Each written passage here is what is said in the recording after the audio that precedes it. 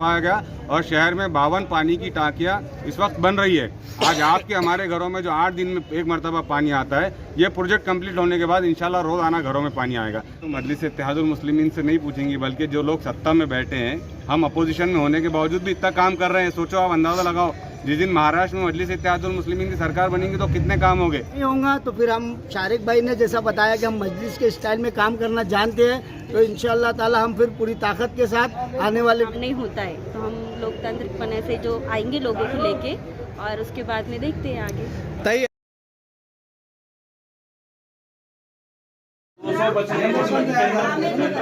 होगा वो 1-2 महीने की प्रॉब्लम इस ज्यादा नहीं है। टेंडर भी निकल का 275 कोटी का आज भी उसे रिलीफ करा दे ना तुरंत। वो बोलो तो कौन है हमारा आदमी, ये अगर कल नहीं हो रिजल्ट तो मेरे को फोन मार। बिल्कुल मैं फोन मारता साहब, आप उसको फोन मत मार डालो, फालक साहब और दोनों मिलके वहाँ निकाल दो। 67 के फाइल पुट अप करा दो ना। मालक साहब, इतना सीरियस इश्यू है तुम्हारे एई के पास, कम से कम 200 लोग, कैबिन पूरी फुल है। ये ड्रेनेज के जो प्रॉब्लम है, सादत नगर का प्रॉब्लम है, शम्स नगर का प्रॉब्लम है, शानूवाड़ी का प्रॉब्लम है, तो 67 में पुट अप करो ना सर उसको। एनओसी जाऊ देते, एनओसी ये काम सुरू होईल तोपर्यंत त्यांचं ते साफ करून अभी सब लोगों के घर में पानी, लोग थोड़ी पागल थोड़ी फालक साहब यहाँ। देखिए, इसी महीने में औरंगाबाद में G20 की एक मीटिंग ली जा रही है, जिसकी वजह से अहम रास्तों को जो है तो सुधारा जा रहा है। औरंगाबाद को स्मार्ट सिटी का दर्जा दिलाने की कोशिश की जा रही है। लेकिन जो अधिकारी है, चाहे वो कमिश्नर हो, कोई और जिम्मेदार ऑफिसर हो, इनको ये समझना चाहिए कि आज भी औरंगाबाद के कई इलाके ऐसे कि जहाँ पर ड्रेनेज की लाइन ख़राब होने की वजह से लोग परेशान हैं, बीमारियों में मुब्तला हो रहे हैं, पानी पीने के लिए नहीं है।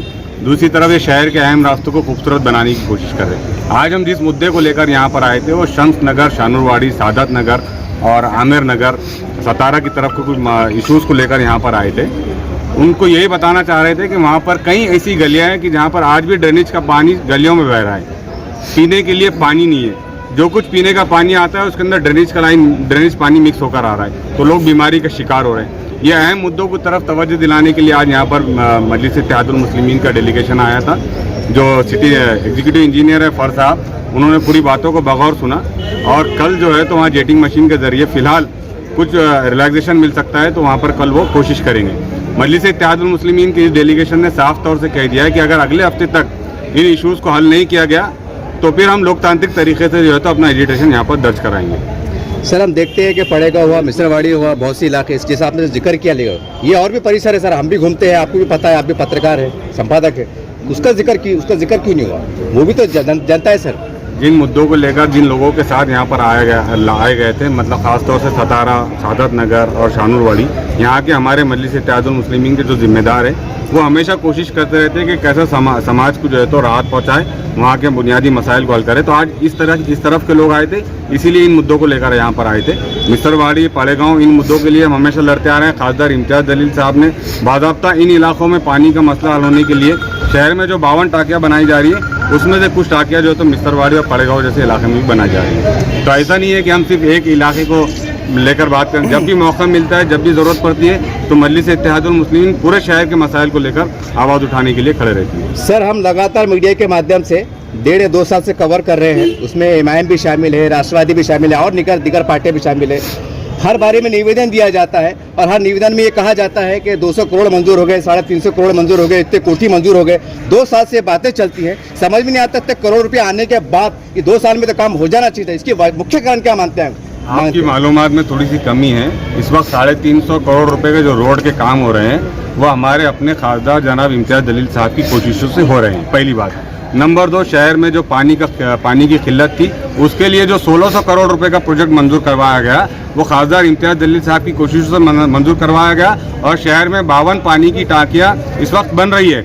आज आपके हमारे घरों में जो 8 दिन में एक मरतबा पानी आता है, ये प्रोजेक्ट कंप्लीट होने के बाद इंशाल्लाह रोज़ाना घरों में पानी आएगा। तो ऐसा नहीं है कि मजलिस इत्तेहादुल मुस्लिमीन के लोग आते हैं, निवेदन देते हैं और ऑफिसर की बात पर आश्वासन करके जो चले जाते हैं। हम यहाँ अपनी आवाज़ उठाते हैं, और ऊपर जो आवाज़ उठाना होता है वो जनाब इम्तियाज़ जलील साहब उठाते हैं, और उसके नतीजे आप देख रहे हैं कि अभी 350 करोड़ रुपए का ड्रेनेज का लाइन का जो प्रपोजल पास हुआ है, उसमें सादा ये सतारा में जो है तो बाज़ाब्ता पूरी ड्रेनेज लाइन बदली जाएगी। तो इसके लिए कोशिश है खासदार साहब ने, यहाँ पर भी हम लोग लोकल पे करते हैं, स्टेट और सेंट्रल से जो भी निधि लाना है वो खासदार साहब करते हैं, तो हम अपने लेवल पर पूरे काम करने की कोशिश कर रहे हैं। सर आपने बताया कि खासदार साहब की निधि थे, खासदार साहब की कोशिश से काम हो रहा है, और महाविकास आघाड़ी में जो तो करोड़ों रुपए का फंड दी थी, आप भी पार्टी के जवाबदार है, खासदार साहब आप जवाब तलब करेंगे वो फंड कहाँ गया? फिर ये आपने आपका फंड गिना दिए, वो फंड कहाँ गया? आप जनता तो आपसे पूछेंगे साहब, हम भी आपसे पूछ रहे हैं। अकेले जनता जो है तो मजलिस इत्तेहादुल मुस्लिमीन से नहीं पूछेंगी, बल्कि जो लोग सत्ता में बैठे हैं, हम अपोजिशन में होने के बावजूद भी इतना काम कर रहे हैं। सोचो, आप अंदाजा लगाओ, जिस दिन महाराष्ट्र में मजलिस इत्तेहादुल मुस्लिमीन की सरकार बनेगी तो कितने काम होंगे। आप ये समझने की कोशिश करो, अपोजिशन में होने के बाद इतने काम कर रहे हैं हम, और जब सत्ता में रहेंगे तो कितने काम करेंगे। जो सत्तारूढ़ जो पार्टियां हैं, अभी जायसवाल साहब है, शिरसाट साहब है, साहब है, तो जनता का काम है उनसे भी पूछे। सर उम्मीद कर सकते हैं कि चुनाव से पहले काम हो जाएंगे? हम चुनाव के लिए काम नहीं कर रहे हैं, चुनाव रहे या ना रहे, मजलिस इत्तेहादुल मुस्लिमीन काम करती है, करती थी और इंशाल्लाह करते रहेगी। मैं वार्ड नंबर 109 से रिजवान पठान जी भैया। तो हमारे पास नगर बोल के एक एरिया है, वहाँ पे आयशा मस्जिद है, वहाँ पे 1 महीने से ड्रेनेज लाइन की इतनी तकलीफ है कि लोगों के आपस में झगड़े हो गए। अभी हमने शारेक भाई को बोले, जो कि हमारे एमआईएम के शहर अध्यक्ष साहब हैं, हमारे विरोधी पक्ष नेता फिरोज खान साहब, शोएब भाई, मतीन भाई, हम सब लोग मिलके आज महानगर पालिका में आए हुए हैं और आश्वासन दिया है फर साहब ने कि इंशाअल्लाह ताला ये बहुत जल्दी आपका ये काम हो जाएगा।